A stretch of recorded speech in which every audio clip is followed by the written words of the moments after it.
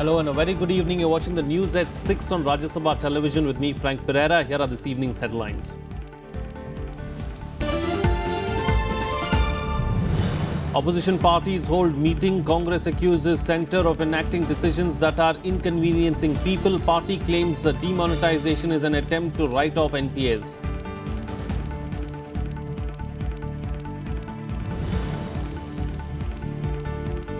Government cracks down on misuse of cash withdrawal norms amid growing demand for cash banks to use indelible ink to mark people who exchange new notes.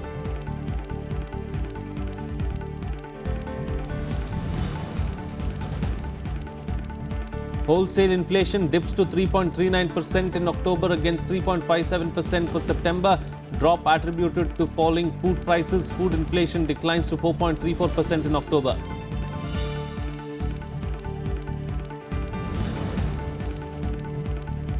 US President-elect Donald Trump and Russian President Vladimir Putin speak over the phone for the first time, agree on the need to jointly work to normalize bilateral relations.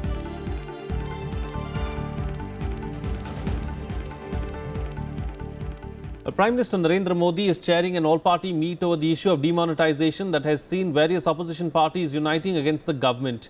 The opposition parties have criticized the move in one voice, citing the inconvenience being caused to people over the past 1 week. While Trinamool Congress chief Mamata Banerjee described the move as draconian, the Congress slammed the government's decision, calling it a mere note change policy that has no new security features.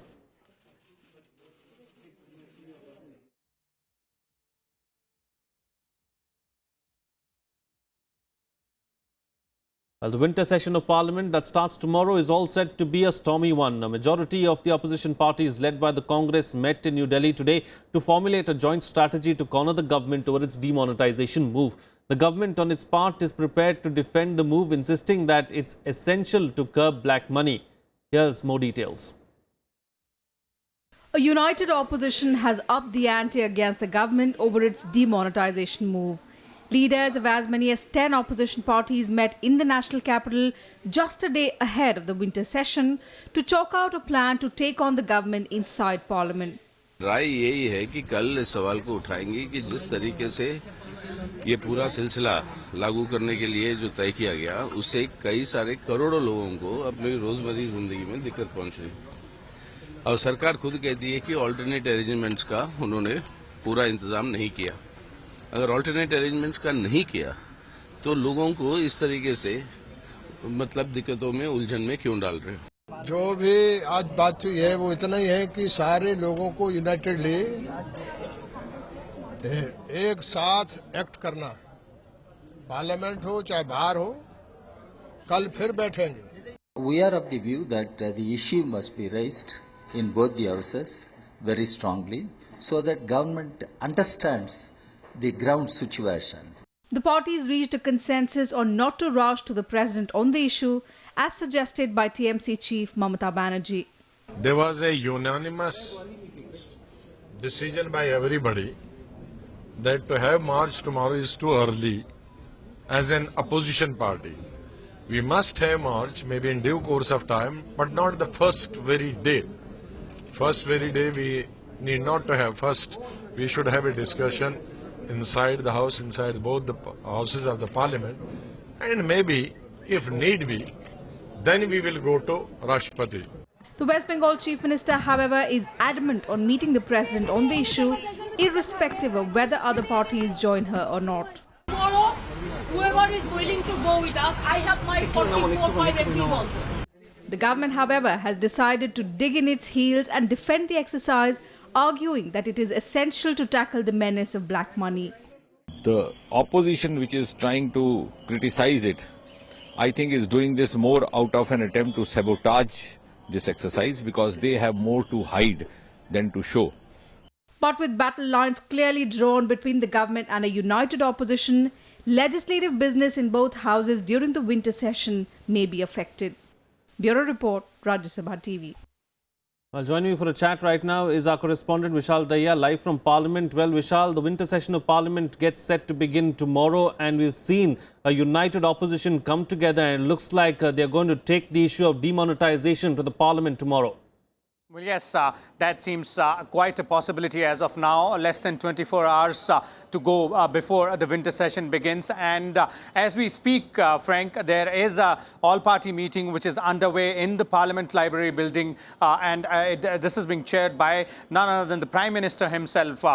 Clearly, it has been more than half an hour since the Prime Minister has been in that meeting, which began at 4 p.m. And it seems that he's lending a very patient ear to what exactly the opposition parties have to say, because yesterday in that all-party meeting which was convened by Lok Sabha Speaker, the opposition parties, several of them including the Congress, the left parties, the JDU and others as well, had made it quite clear that the issue of demonetization is the topmost on their priority list. So clearly the same, we can presume that the same is being repeated in today's all-party meeting which is underway, this is something which is convened by the government. So it becomes really important, because what is the government point of view? And as is pointed out in our story, our sources also clearly point out that the government has decided to dig in its heels. The government has decided that it will not take a step back, and it will answer all the questions which are being thrown at the government or at the ruling party on the issue of demonetization. So everything is all set for that verbal duel inside the House from tomorrow onwards. So it's going to be really, really interesting to see as to which way the strategy will take both the opposition and the government, because it is going to be an evolving issue. The situation is quite evolving. It has been almost a week since that demonetization decision was taken by the Prime Minister and the NDA government. And in the next few days, the government claims the situation will improve, but the opposition claims otherwise. So obviously, as time passes by, this situation is going to evolve, and so will the strategy from both camps. Indeed, the strategy will evolve, but as far as the government is concerned, quite a few, important pieces of legislative business to be undertaken in this winter session of Parliament. Top on that list is, of course, those 3 GST bills that will be taken up in Parliament, and the government will want that business to sail through smoothly. Well, yes, indeed, that would be topmost on the government's priority list, and this is something which has been indicated quite a few days ago by the senior ministers of the cabinet. And perhaps, keeping that in mind, the government might agree to have a discussion on the issue of demonetization at the beginning of the session itself, something which, if it happens smoothly, then will clear the way for all those important legislations to be taken up, because this is going to be a session which will have 22 sittings. And it's not a very long session, so the government will have its hands full as far as getting nod of the House on all those important legislations, as well as agreeing to a discussion on all those issues which are going to be raised by the opposition, beginning with the issue of demonetization. All right, Vishal Daya, we'll have to leave to that. Thank you so much for joining us there with those details. Meanwhile, the government announced on Tuesday that those who exchange cash at bank branches would receive an indelible ink mark on their fingers. The move has been initiated to avert repeated conversions. The decision came after Prime Minister Narendra Modi held a second high-level review meeting on demonetization on Monday night. Here are the details. Exchanging old 500 and 1000 rupee notes will not only get you new currency but also an indelible ink mark on your finger. Economic Affairs Secretary Shantikanta Das said the move will prevent recurring conversions and reduce large crowds at bank branches. An indelible ink mark is also used during elections and contains silver nitrate that stains the skin black upon exposure to light. Indelible ink will be used to prevent misuse of these facilities, to prevent certain syndicates and certain unscrupulous influential persons from using this facility, and by from using innocent people for such multiple types of exchange of cash. After instances of Jan Dhan accounts being used by other people to deposit unaccounted cash surfaced, the Finance Ministry set an upper limit of 50,000 rupees for deposits into these accounts. The government also assured that legitimate Jan Dhan account holders will not be subjected to any difficulty, but the source of deposits of above 50,000 rupees will be verified. Jan Dhan account का limit जो है वो है 50,000 रुपया, तो therefore up to 50,000 deposit उसमें हो सकता है, और कई सारे केसेस वो आए हैं जहाँ की 49,000 मतलब डिपॉजिट हो गए हैं, तो उसके ऊपर अभी कड़ी निगाहें हम रख रहे हैं, उसको वेरीफाई करेंगे. Religious places receiving donations in smaller denominations have also been urged to immediately deposit the same in banks to increase currency supply. The government also ruled out any shortage in supply of essential commodities. A special task force has been set up to monitor infusion of fake currency, especially in identified areas. Kriti Mishra's report for Rajya Sabha Television. Well, as the united opposition geared up to corner the government on demonetization in Parliament, the Congress today lashed out at the centre. It criticised the decision to mark people with indelible ink to avert repeated withdrawals. Mounting a scathing attack on the demonetization of old high-value currency notes, the Congress accused the government of causing inconvenience to people who wish to withdraw their taxed income from the banks. They want to prevent me from exchanging my own legitimate money. What kind of government is this and what kind of policy is this? Sabha also alleged that demonetization scheme was unveiled to write off NPAs of the public banks. अब जो NPAs हैं, वो लगभग 6 लाख करोड़ हैं. तो ये चाहते क्या हैं कि ये जनता से पैसा लेकर उन उद्योगपतियों की एनपीए खत्म कर दे जिन्होंने देश के साथ गद्दारी की. Besides the demonetization and its implementation, the Congress will also seek to corner the government on the issues of surgical strike and implementation of OROP in the winter session of Parliament. Kriti Mishra, Rajya Sabha TV. Meanwhile, the Supreme Court today refused to stay the demonetization of 500 and 1,000 currency notes. However, observing that people should not suffer, the Apex Court has asked the centre to file an affidavit giving details of steps taken to ease inconvenience faced by citizens. The bench, comprising of Chief Justice of India T.S. Thakur, asked Attorney General Mukul Rohatgi to file an affidavit about the measures already undertaken by the government and the RBI to minimize public inconvenience. The next hearing on the matter will be on November 25th. Well, Delhi Chief Minister Arvind Kejriwal demanded a Supreme Court monitored probe into the demonetization scheme, terming it a fraud aimed at benefiting a particular political party. Kejriwal tabled a resolution in the Delhi Assembly in this regard during its one-day emergency session. The resolution, which will be discussed in the House, also urges President Pranab Mukherjee to direct the centre to withdraw the measure. The session was convened to deliberate on the issues arising out of demonetization. Angry legislators shouted anti-Modi slogans, resulting in the assembly being briefly adjourned by the assembly speaker. The members in the Aam Aadmi Party-dominated House observed a 2-minute silence to pay homage to those who lost their lives while standing in queues outside banks and ATMs to withdraw money, leading to BJP MLAs staging a walkout protesting against it. Warning the Prime Minister not to insult the common man standing in serpentine queues at banks and ATMs by calling them corrupt. Grieving with those who lost their near and dear ones due to refusal of treatment by hospitals on account of valid legal tenders suddenly being declared invalid by Honourable Prime Minister. Resolves to urge upon Honourable President of India to direct the Government of India to withdraw at once the draconian demonetization scheme and to take necessary steps to institute a high-level probe to be monitored by Honourable Supreme Court of India to look into the allegations that the scheme is a fraud on the nation. Well, Rajya Sabha television correspondents are travelling the length and breadth of the country to bring the people's voice to you.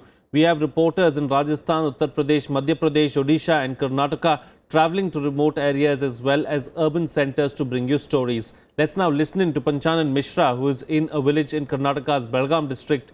He reports that even as people queue up outside banks, there is a currency crunch which is compounding the problems of the people.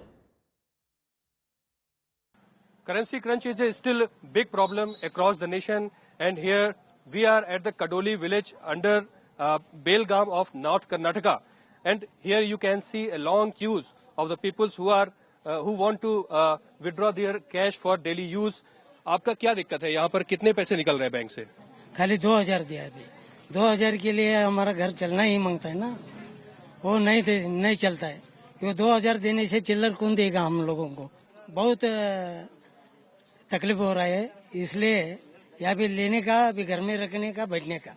The major problem is that they want cash for their daily use, but the problem is the cash crunch is still on a very high note.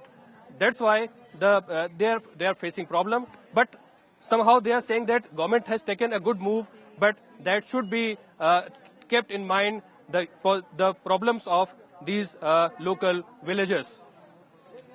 In Belgaum, with cameraman Munish Bhalla, this is Panchanan Mishra for Rajya Sabha TV. Meanwhile, panic has gripped Jaipur city with people feeling trapped between the government and their employers. In a new unfolding situation, employers are paying salaries in old notes and telling them to exchange those at the bank. This has compounded the problems of these employees. At this time of crisis, everyone is trying to find a midway. Owners are sending their employees with the ideas to exchange notes. They are also giving salaries to the employees in the old currencies, and it is the responsibility of the employee to change notes. And third way is also that owners are giving money to the youths so that they can stand in the queue and exchange notes for them. This group of people have been standing in line since early morning. Most of them are salaried employees who are here to exchange money and get back to work as soon as possible. Incidentally, they are here to exchange their salaries, which was paid to them in the old 500 and 1000 rupee notes. ये पैसा कहाँ से मिला आपको? Salary मिला है, 12 salary मिला है, तो सैलरी आपको पुराना नोट दिया है? पैसे नहीं चल रहे, पैसे के लिए काम भी नहीं हो रहे, इसलिए पैसे भगाने के लिए। आप पहली बार यहाँ क्यू में खड़े हुए हैं या पहले भी खड़े हुए थे? ये पहली बार। People complain that this preoccupation of money exchange is taking a toll on their daily earnings. Voices against demonetization can be heard loud and clear here. यहाँ इनको किसी को आते हुए नहीं देखा, किसी नेता को आते हुए नहीं देखा, किसी को ज्वेलरी वालों को नहीं आते देखा। आज जो आ रहे हैं ठेले वाले, गाड़ी वाले, बैलगाड़ी वाले, ये बेचारे सिटी बस में जो खड़े हैं, वो बस रुका करके भी बोलते हैं कि पैसे मिल जाए तो मैं ले जाऊं। और जब तक पैसा मजदूर आदमी नहीं कमाएगा, उसको तो नहीं चाहिए। दिन भर में एक आदमी लाइन में लगेगा, वो कमाई करेगा, मजदूरी करेगा। अब मजदूरी करेगा तो मजदूर नहीं करेगा तो उसके बच्चे भूखे मरेंगे।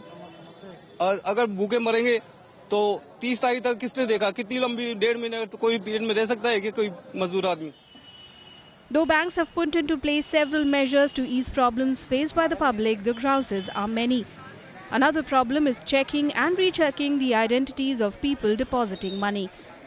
Akhilesh Suman's report for Rajya Sabha TV. And joining me for a chat right now are our correspondents Akhilesh Suman from Ajmer in Rajasthan and Pranav Goswami from Kalahandi in Odisha. Well, Akhilesh, I'd like to begin with you, of course, and get a sense of what really is going on there in Rajasthan. What are the people of Ajmer saying about the demonetization issue? Frank, actually the situation is going from bad to worse. In the beginning, there was enthusiasm among the people. They were thinking that the fight is going on against black money. But what I felt that enthusiasm is going down. People are now faced with their day-to-day problems, their day-to-day food, their day-to-day requirements. They don't have change in their pockets. And now what I have seen that people are breaking the good lucks of their children and they are coming with 10 rupee coins to buy essentials from the market. So I think that if this situation persists in coming 4 or 5 days, people will be having much more problem that they are having, and their enthusiasm will go down very drastically because they are feeling that the pinch is being burnt just by them and no elite of the country are getting this type of problems. Only the lowest strata people are having this type of problem. If you go and see the queue, you will feel very pained that people are standing in the queue from 6 a.m. in the morning up to 4 a.m. Sometimes the ATMs are working, sometimes ATMs are not working. Bank notes are also getting vanished and they stand in the queue for 4 hours and they are coming back. So situation is very, very bad here in Rajasthan, Frank. All right, stay with us, Akhilesh. I'll come back to you for another reaction in just a bit. But let's get in Pranav Goswami also into the picture. Pranav, what's the mood like there in Odisha?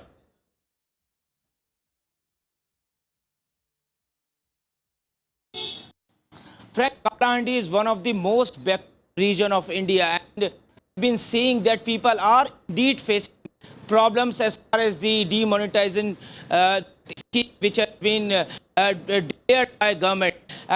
In this region, district headquarters Bhavani Patna, where I am standing right now, this is having a very few bank branches and ATMs are also not working, and people from remote area, people are the villagers, they are talking and they are facing a lot of difficulty. And I am right in front of ATM center. The ATM center is also not working, and people are grumbling. But there are people also that those who are praising this decision of government, and they are saying that though they are there, it's getting very difficult for them to get their cash, then supporting. But it is also a ground reality that government has been claiming about Jan Yojana and so many other things, but people don't have even access to bank accounts, and people don't even the official so identification. There seems to be an issue with your audio. We'll try and reconnect with you, and so that we can get those. Have some. You know, Pranav, there seems to be an issue with your audio. We'll try and reconnect that line there. In the meantime, of course, let's go back to Akhilesh Suman. Akhilesh, there was an interesting story that you, in fact, did talking about how employers are paying some of their employees in old currency notes and asking them to go ahead and change those notes in the banks. You know, that is an unusual situation for the employees to be in. Yeah, naturally, it is a very difficult situation for even the employers, because they don't have money in their pockets, and they cannot go and stand in the queue because of their social positions, because of their whole habit in the life. So they are telling their employees to go and stand in the queue. They are also paying some money to the youth. I have been confronting with some youth, though you cannot blame them, because they are getting some money out of it. They are standing in the queue. They are having so many IDs with them, and then whatever ID is working, they are going inside the bank with that. And naturally, one youth told me that why they are allowing me just for coming for one time, why they are not allowing coming next day, because whatever money I am getting, it is going wasted. It is going spent. So in a way, you can understand that a common man who is standing in the queue cannot spend 4,000 rupees in a day or two. That means he is being paid by someone to stand in the queue, and if he fails to get the money in the single day, or if he gets money one day and if he fails to get money the next day, he will feel very bad. So it is time to face difficulty by all, but some people are sitting in their rooms, some people are on the roads, but everyone who is standing in the queue are poor, are very lower middle class, and they are coming here for bread and butter of every day. Okay, all right. We'll have to leave it at that. Thank you so much, Akhilesh Suman and Pranav Goswami, getting us those details there from Odisha and Rajasthan. Well, it's time for a short break now, but news and updates will continue on the other side. Stay tuned. We'll be right back.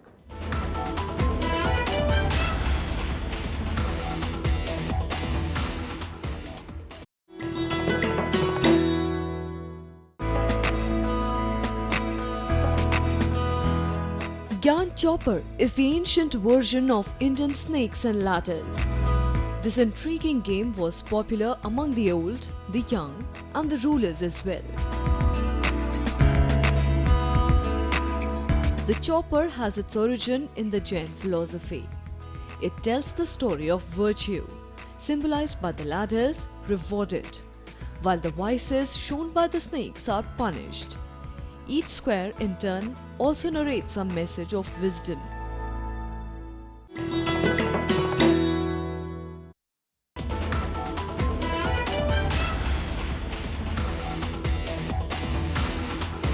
Welcome back. You're watching Rajya Sabha television.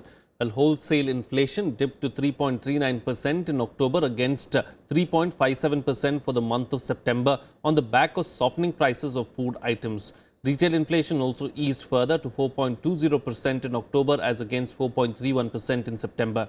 The drop has been attributed to the fall in food prices, with food inflation declining to 4.34% in October from 5.75% the previous month.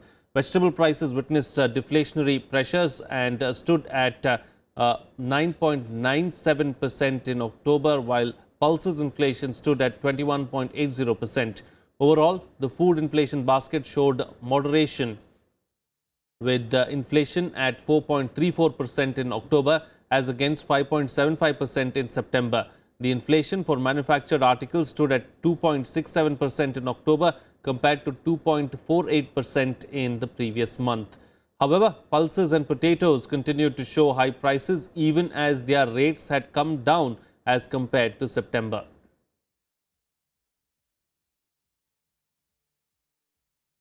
Meanwhile, markets took another blow today as the Sensex plunged over 514 points to end at nearly 6-month low of 26,305, while the Nifty cracked below the 8,200 mark on concerns about outflows amid surging US yields and the dollar gathering more steam. Currency market was hit hard with the rupee down 57 paise to a 5-month low of 67.82 against the US currency during the day. Sentiment continued to be weighed down by the government's move last week to withdraw high-value currency notes and disappointing quarterly earnings by some more blue-chip companies, brokers said. Now, the Sensex opened lower at 26,809 and dropped further before ending below 514.19 points or 1.92% at 26,304, a level last seen on May 25th. Well, heavy firing and shelling continued for several hours as Pakistani troops targeted Indian posts along the line of control on Tuesday morning. There has been unprovoked ceasefire violation by Pakistan Army in Sundarbani sector of Rajouri district of Jammu and Kashmir. Pakistani troops used mortar bombs and atomic weapons. However, Indian security forces gave a befitting reply to the Pakistani troops. There were also reports of overnight firing along the line of control in Palanwala sector of Jammu district, Sundarbani and Nausheda sectors of Rajouri and Khadi sector of Poonch district, in which 2 persons including a Jawan were injured. Meanwhile, Army Chief General Dalbir Singh Suhag visited Udhampur district on Tuesday. He reviewed the operational preparedness along the border in the wake of heightened tension in Indo-Pak ties.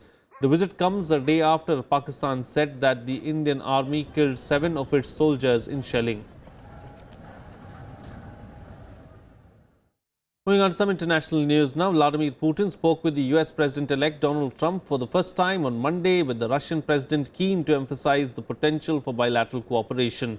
While many world leaders watched the US election result with confusion and horror, Russia hopes the Trump presidency will mean less lecturing from the West and a freer hand to act as it pleases in Ukraine and Syria.